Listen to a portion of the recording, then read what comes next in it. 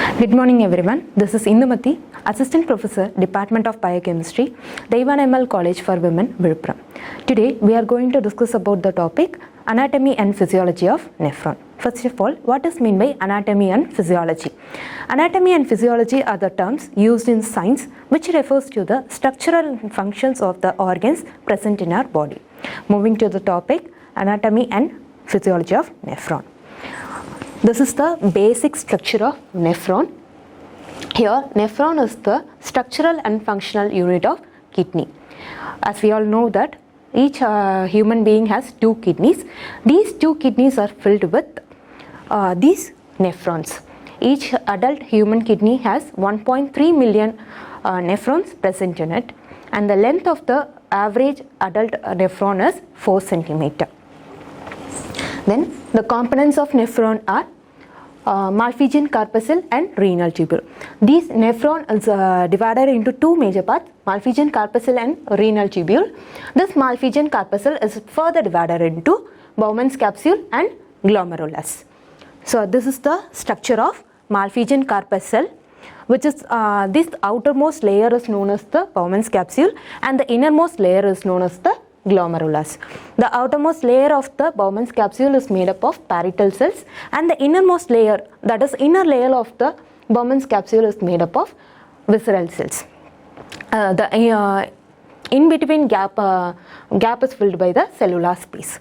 The Glomerulus is the structure which is made up of network of capillaries, that is renal artery and renal vein.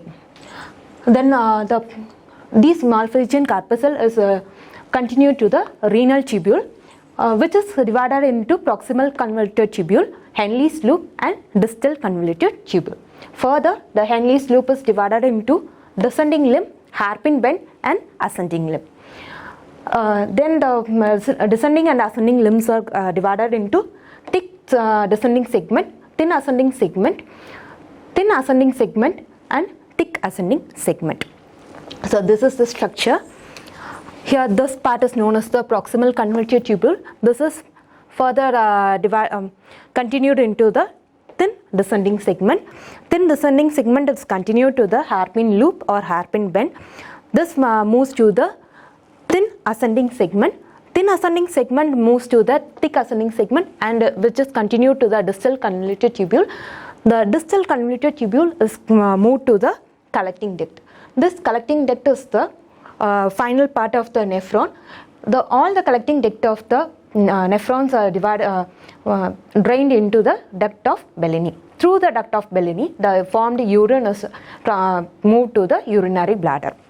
So coming to the physiology of nephron, the major function of nephron is the formation of urine, which involves the 4 steps, that is glomerular ultrafiltration, selective tubular reabsorption, active secretion and regulation.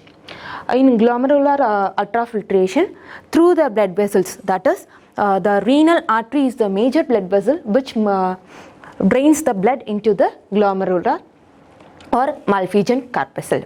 This Malpighian corpuscle, the renal artery drains the blood which is filtered for the proteins and glucose. Here in glomerular filtrate, about 180 liters of filtrate is produced within 24 hours, that is 125 ml per minute is produced. This filtrate is cell free and protein free. Some of the protein molecules are also present in the filtrate. Then the second step is the selective tubular reabsorption. Here this selective tubular reabsorption occurs in the proximal convoluted tubule and distal convoluted tubule.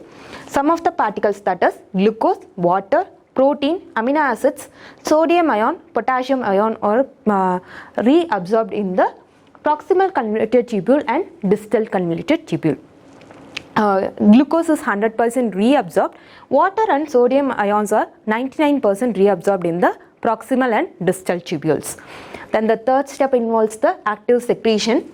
This step also occurs in the tubules, that is distal and proximal tubule. The secreted particles are amino hippuric acid, creatinine, potassium ion, hydrogen ion, penicillin. penicillin and phenol sulfonaphthalene are the drugs which we take as antibiotics. These particles are secreted in the innermost layer of the distal and proximal tubules.